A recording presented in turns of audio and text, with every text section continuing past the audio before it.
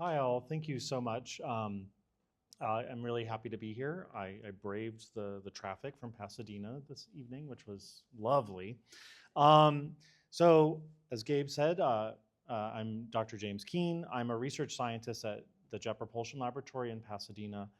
And I'm a planetary scientist, which means I study things in our solar system. But today's talk is a little bit out of left field. Um, so it'll be really interesting.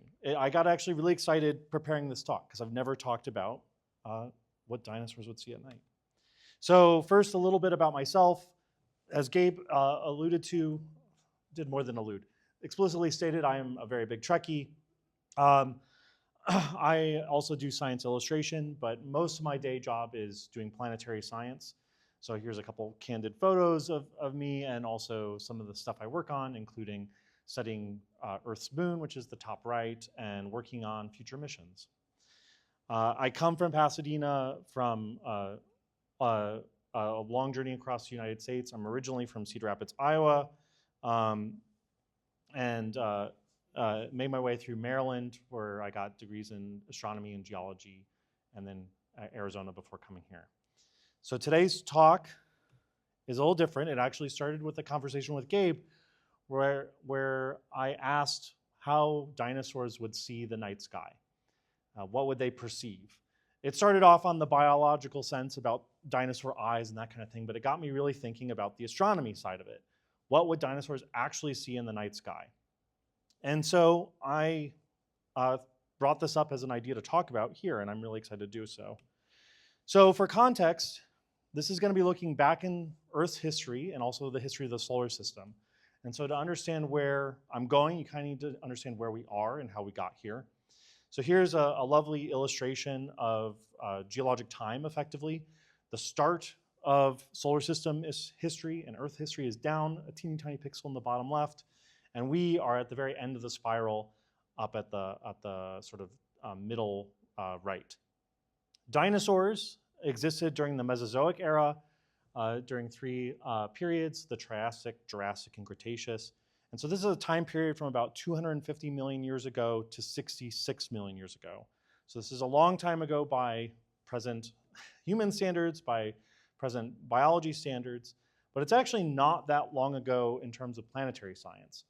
So to help contextualize that, if you were to sketch out the history of the Earth on a one-year calendar with the formation of the Earth happening on January 1st, and today being the end of the year, here's what that would look like. Basically, this Mesozoic time period where the dinosaurs reigned was still in December.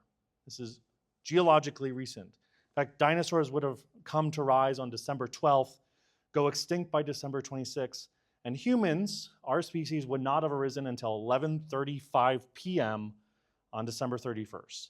So this goes to show how short of a span of Earth's history humanity has been around. Most of the history of the Earth is in this block called the Precambrian.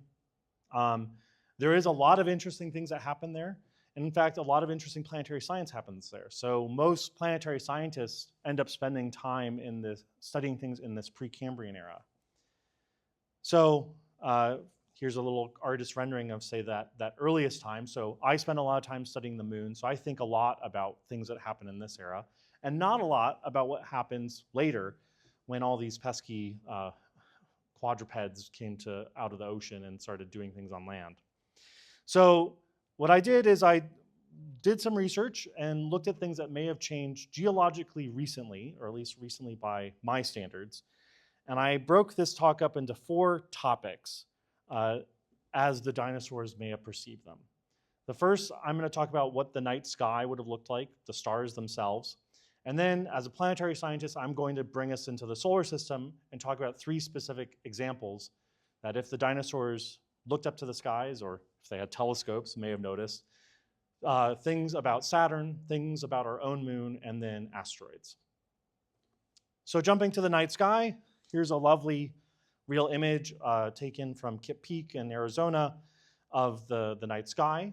Hopefully you can leave Los Angeles every once in a while and see an actual dark sky.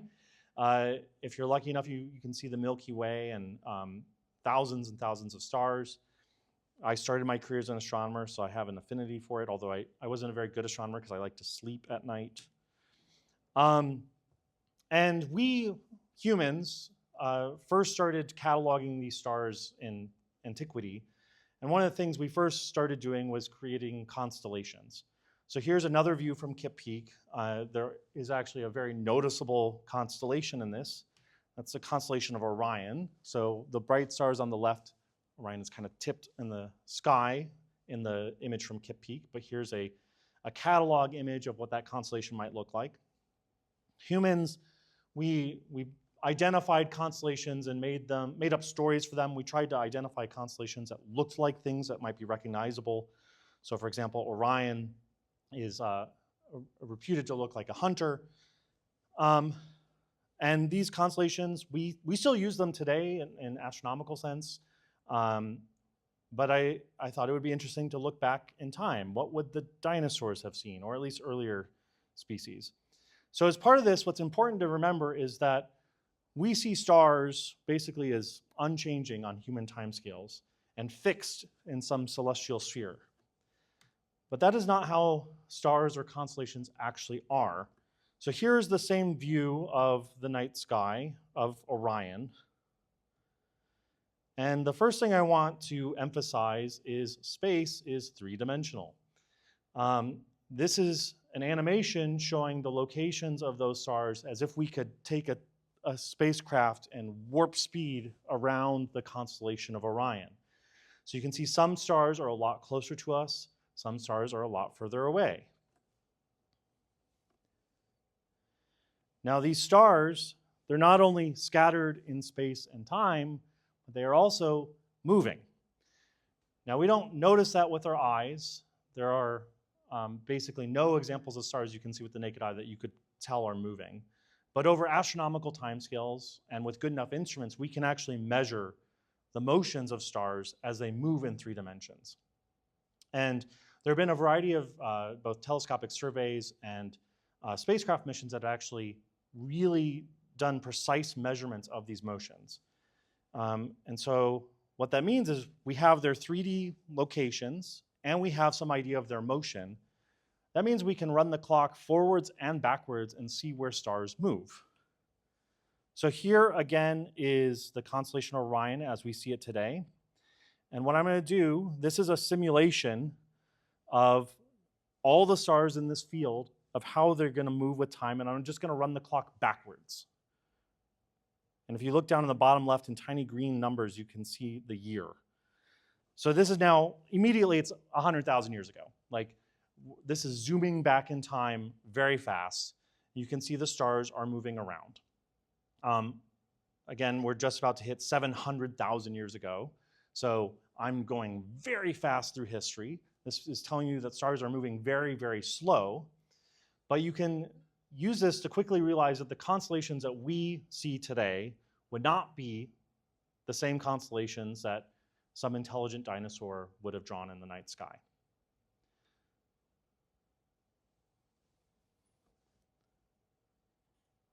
So it's kind of mesmerizing to watch. I'm just going to speed it up even faster. You can see these kind of just like flying through like fireflies. Betelgeuse. Here actually is the same video, but going forward in time. So if you had very long-lived descendants, this is how Orion might change in the future. So you can see he's contorting his shoulder pretty quickly. Let's move on. So that was just one constellation. The European mission called Gaia did this basically for the entire sky. They measured, as it says on the slide, something like 2 million stars and cataloged their motions. And so this is going to actually show the entire sky. I was just showing a little bit of Orion. What's interesting on this is because this is a whole catalog of millions of stars, you actually can see the structure of the Milky Way here in this projection. So the bright band of stuff, everything in here is actually a single star. They're individual points. It's just they're very densely clustered in the middle to form this Milky Way. And you can see the Milky Way, it is really slightly changing, the ensemble of stars, but most of those things are very far away, so they don't appear to change as quickly. And this is now 2 million, this is actually running into the future. This is now 2 million years into the future. So the Milky Way, to take this to the next level, I have to talk about the structure of the Milky Way. We live in a galaxy called the Milky Way. It is a barred spiral galaxy. The spiral part is obvious. It's an actual spiral of gas and stars. When I say a barred spiral, it actually means that there's a bar in the middle of the Milky Way. And we happen to live in one of the arms of the Milky Way, the Orion arm, incidentally. On this little graph, we are way down here, a little pinpoint of light. Most of this is an artist rendering, but it's based on real data. The Milky Way itself is very flat. There's a little bit of a warp to it. Let's see. Oop, this one does have music or audio. Now, one thing, sorry, before I, just reminding myself exactly what I was gonna say here.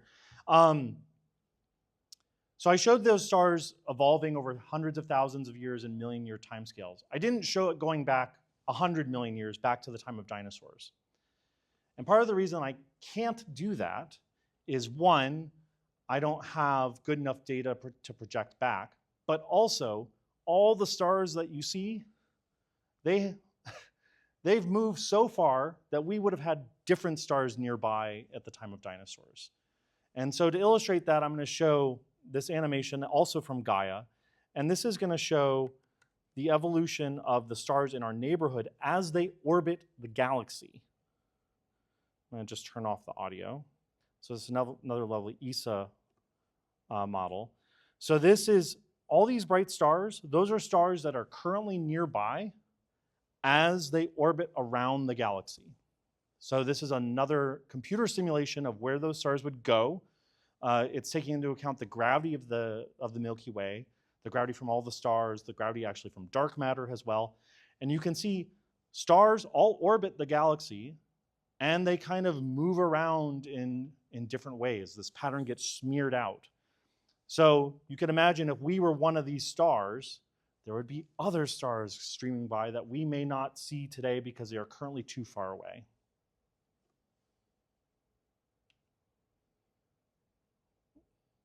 Here's another example of this. This is a simpler animation. It's actually running basically, the start of the animation is in the past and it's running to today. So the present day stars are the red points. Those are things that we can see today. They all started very far away and they happen to get close to us, which is why we see them. And it takes about 225 million years for a star to go around the Milky Way. And so putting that into context of the dinosaurs means that the Triassic, that first time period when dinosaurs came to power, was about 1.1 galactic years ago. And then the dinosaurs largely went extinct about 0.3 galactic years ago. So the stars that they would have seen they may have had some of the same stars, but they probably also saw stars that we can't see because they're on the other side of the galaxy at this point. So to kind of sum up this night sky thought, basically the stars that the dinosaurs would have seen throughout the Mesozoic would have been in a completely different configuration. They would have seen completely different stars. Some stars probably have hung around near the sun for a long time, and thus they would have dreamt up different constellations. So moving to the next half of the presentation, I'm going to bring us to our solar system. And this is where I feel more comfortable as a planetary scientist. I actually study things in our solar system. I don't study our galaxy. I don't study distant stars. So this one was slightly more comfortable, but all the more exciting because it means I'm dangerous. I know more about what's going on in here. And so the first one I'm going to start with is Saturn, partly because it's beautiful. This is a Cassini image of Saturn. This is actually taken on the far side of Saturn. So the sun is coming at you. Actually, the sun would be somewhere up there in this image. And so you can see the shadow of the planet casting onto the rings, but you can also still see the back of Saturn, and that's because the rings are reflecting light back onto Saturn.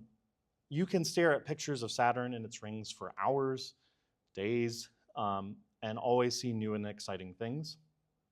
The rings themselves, if you zoom down in onto them, are incredibly detailed, incredibly structured. You can see they're made up of thousands or millions of individual rings or ringlets. And there's a lot of gaps in between them. There's structure in here. That structure is caused by a variety of things. One thing, for example, is that there are sometimes little moons that actually orbit in the gaps between rings. This is the moon Daphnis, which sits in a very large gap in the rings. And you can actually see, oh, you can't see the cursor. It actually excites waves in the rings as it orbits around. So the gravity of this little teeny tiny moon, this moon's probably only a couple miles across, is exciting waves in the rings. So if you don't know what Saturn's rings are, here's an artist rendering if you were to sit in the middle. These rings, even though they look like solid structures to us from far away, are really individual clumps of ice and rock. It's actually mostly ice. The clumps themselves range anywhere from things smaller than grains of sands to house-sized particles. So it's not a solid object, it's actually an amalgamation of little teeny tiny things. And the structure can get really complicated. And actually one of my favorite images of the rings is this one. So this is a close-up image of the rings, but it was taken at a very special time in Saturn's orbit. So Saturn is tipped with respect to the plane of the solar system, just like Earth is. So on Earth, we're tipped by 23.5 degrees, and that gives us seasons.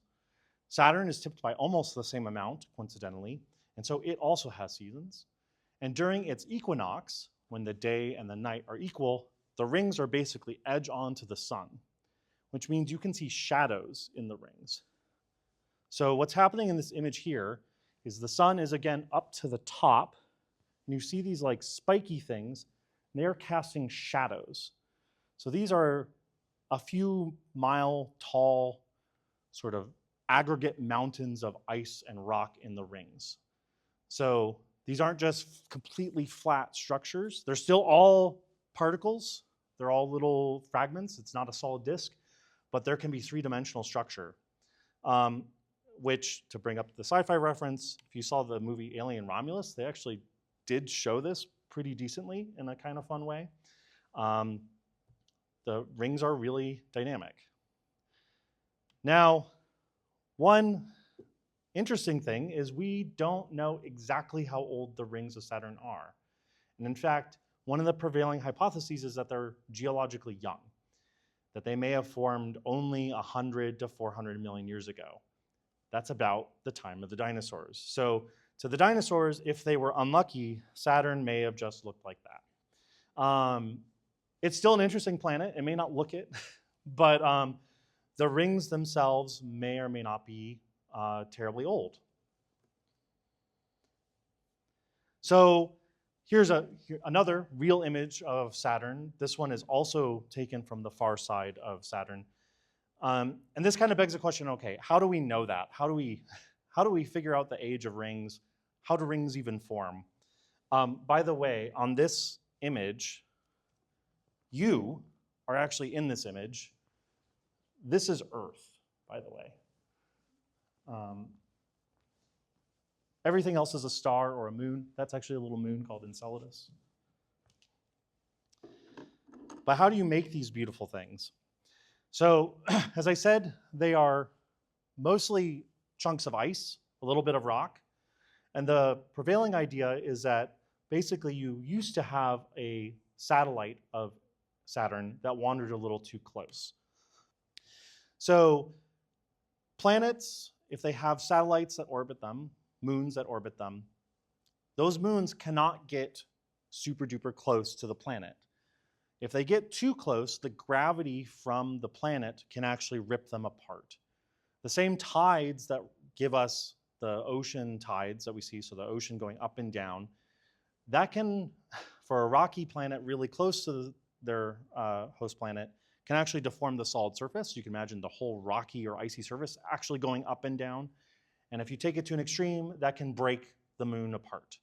So that's shown in this little very dramatic animation. I removed Zachary Quinto's voice, sorry.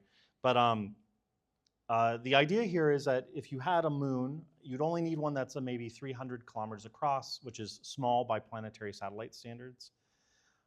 If it wandered too close to Saturn, it would have been disintegrated. And that disintegrated moon would have streamed along Saturn, gotten distributed by gravity, and formed the rings. So this is how we think rings are formed. Why do we think this happened 300 million years ago or so? There's two lines of evidence. One is actually the material itself. So these chunks of ice, we can see with Cassini and also ground-based telescopes that they're very pure ice, which is a little surprising if they've been hanging around the solar system for 4.5 billion years. You might expect them to get dustier as meteorites rain in and darken them. So they're unusually bright, so that's one line of evidence. The other line of evidence is the actual tidal migration of the satellites we see today. So we can measure how fast all the other moons are moving in the system. And if you take those measurements and run them backwards, you get an age for the rings of about this time period as well. There are other ways that people have speculated to try to make the rings older, so this is not a completely solved problem, but it's not unreasonable to think that this may have been something that the dinosaurs could have witnessed over millions of years. So to take it from a destroyed satellite of Saturn to our moon, this is another real image of Earth's moon. This is actually taken from an Earth observing satellite that sits between the Earth and the sun.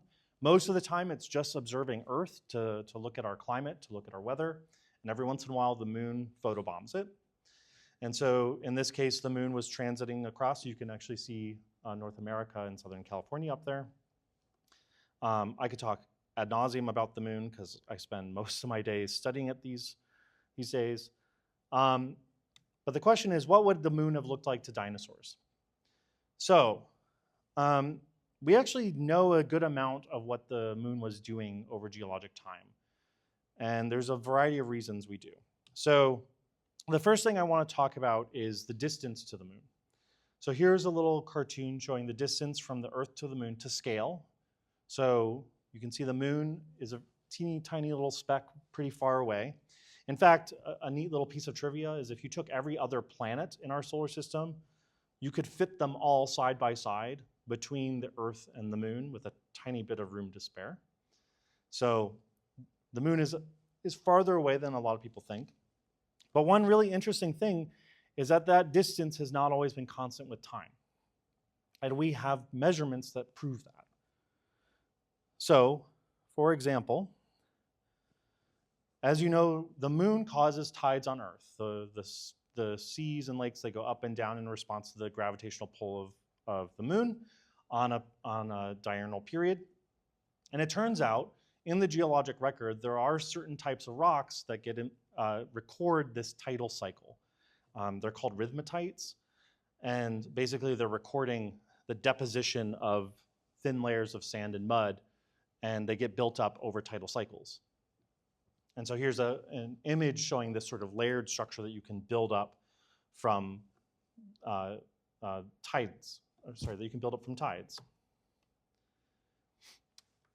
And it turns out if you go through the geologic record, you can find these rhythmites in different locations, and they'll have different numbers of layers that lets you back out how long the tidal period was over geologic time.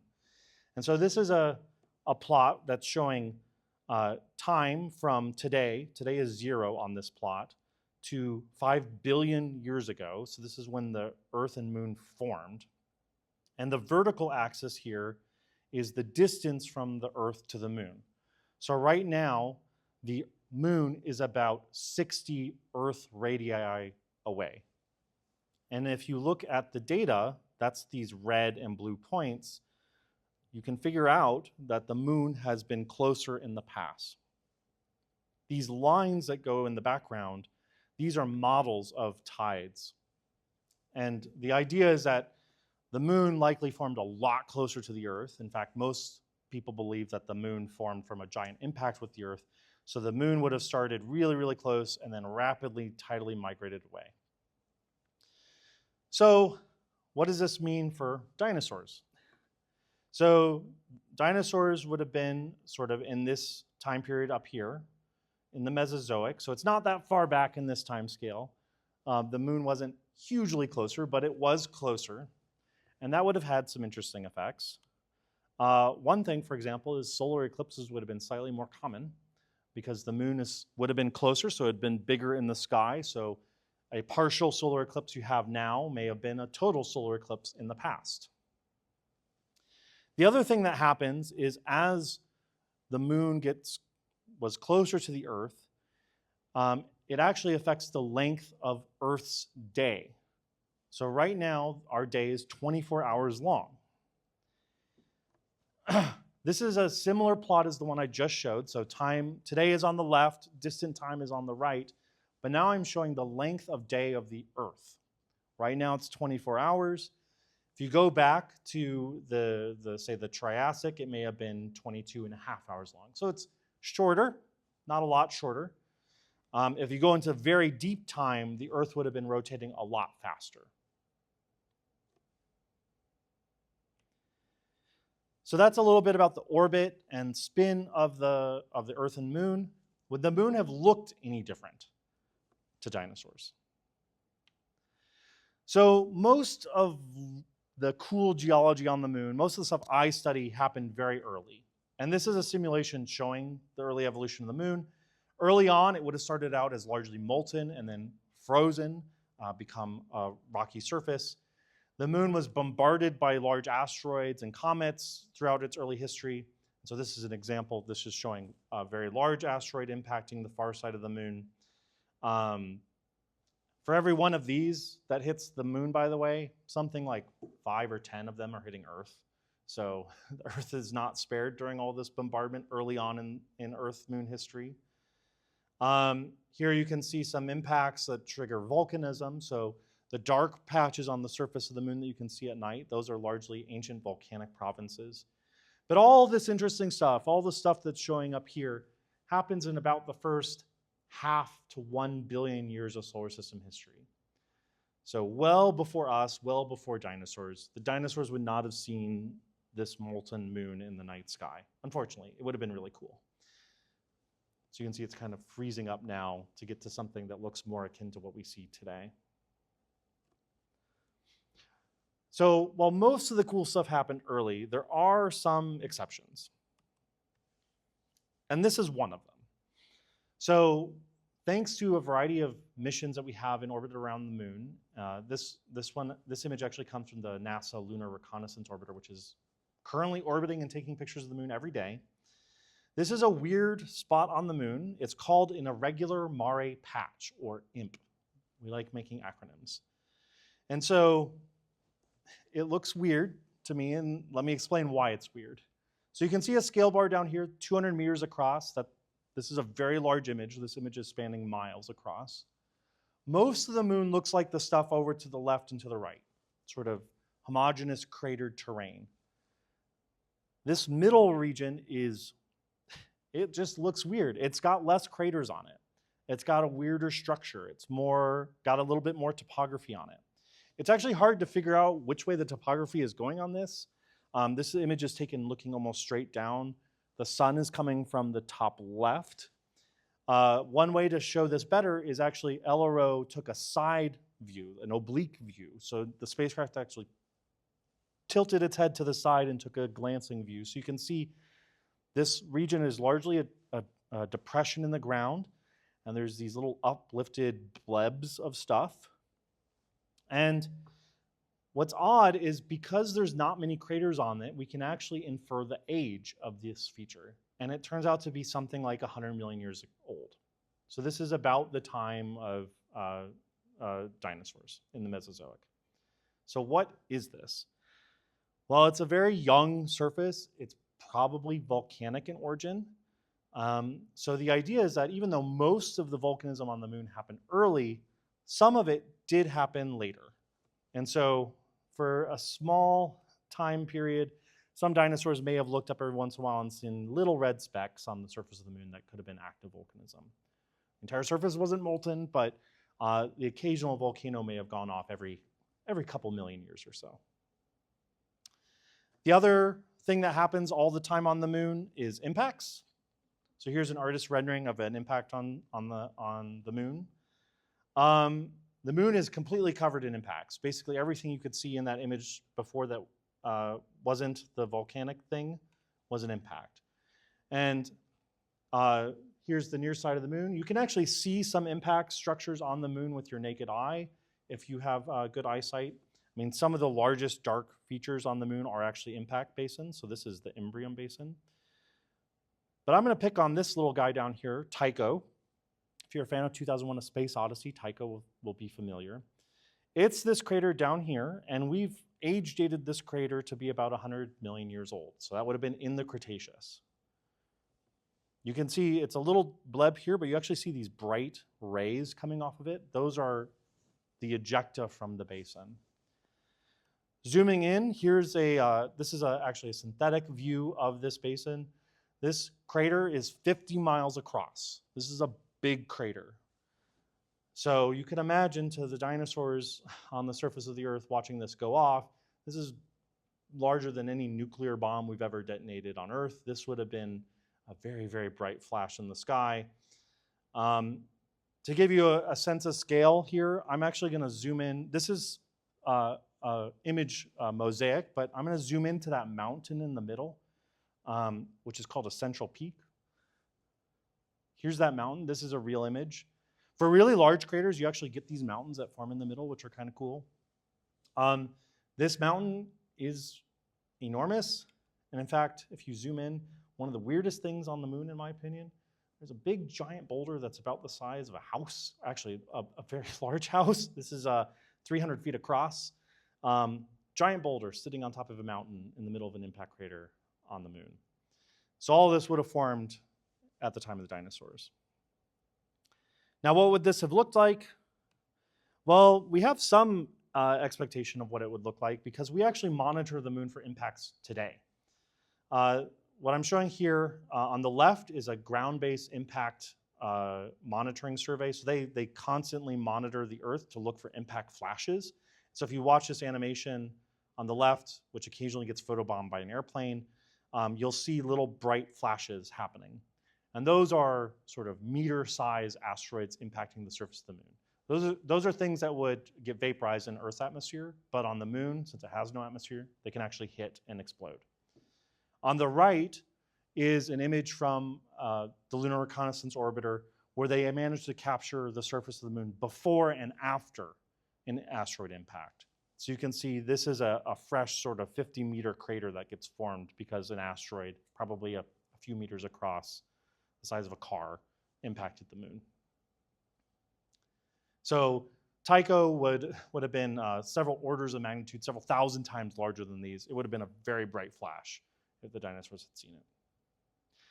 Now these are all formed by asteroids, which brings me to my last topic, which is asteroids themselves. So, which you might guess where this section is going to go when I'm talking about asteroids and dinosaurs. This is a render showing, actually it's showing the discovery of asteroids over time. And so you can see there are a lot of asteroids out there. We track, I forget the exact number now, it's probably in the hundreds of thousands of asteroids that we keep track of. Most of them live between the orbits of Mars and Jupiter, although there are some that come down towards the realm of Venus, Earth, and Mars.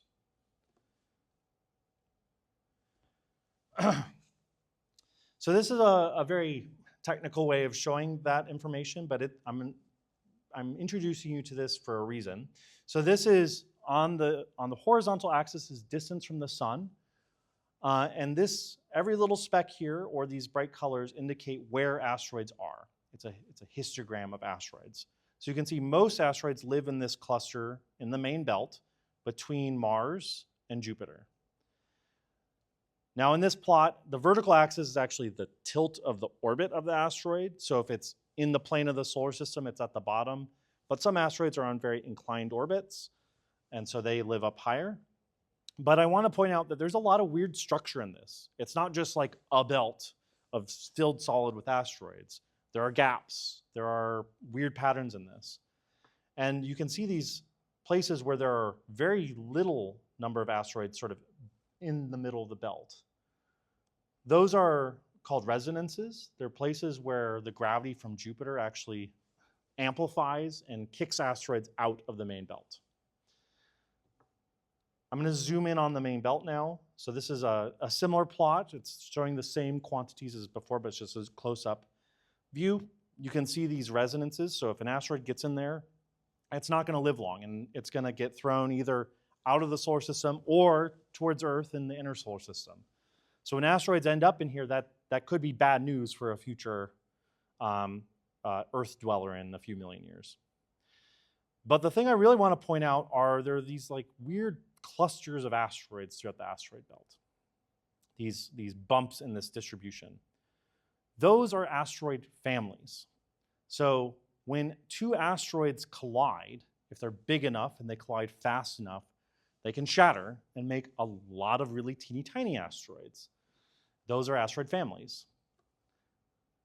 And for example, about 160 million years ago, so in the late Jurassic, when this Stegosaurus would have been just living the dream, the asteroid 298 Baptistina was impacted, creating a family, the Baptistina family.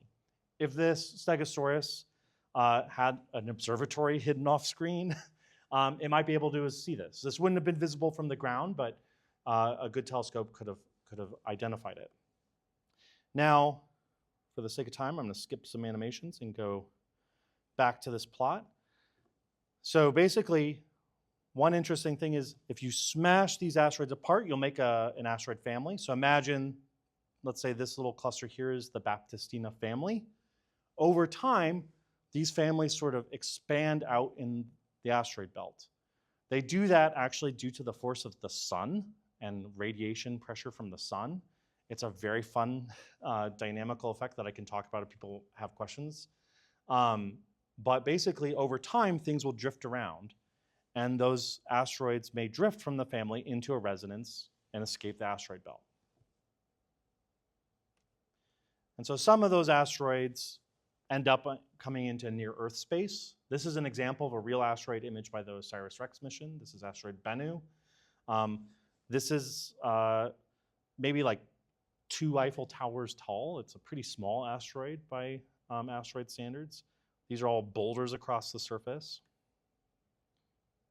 And every once in a while, every few 100 million years, one of these might accidentally run into the Earth.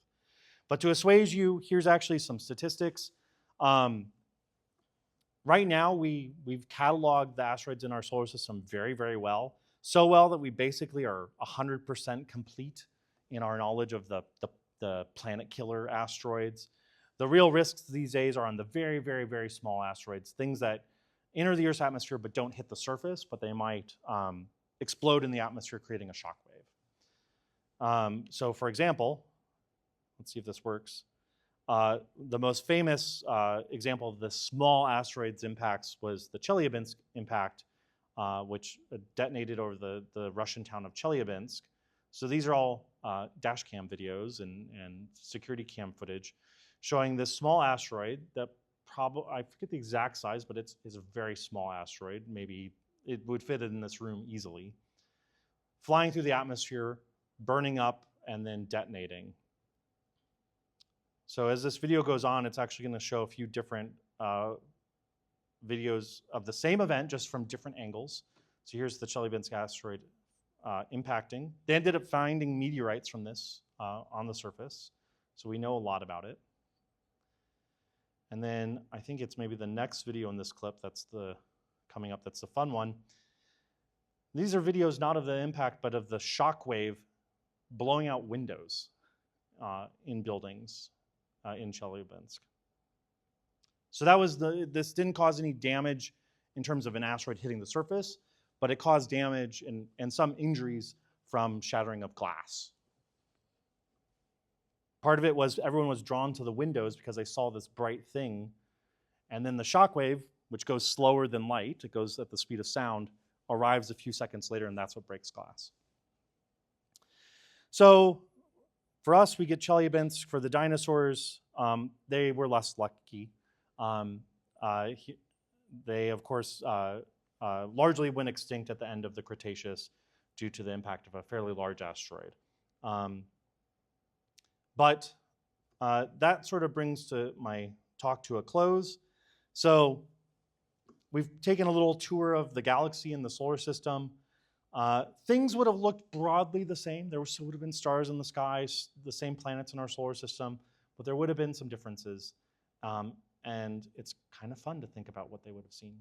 So thank you for indulging me. I hope this was an interesting topic, and I'm happy to take questions. Okay,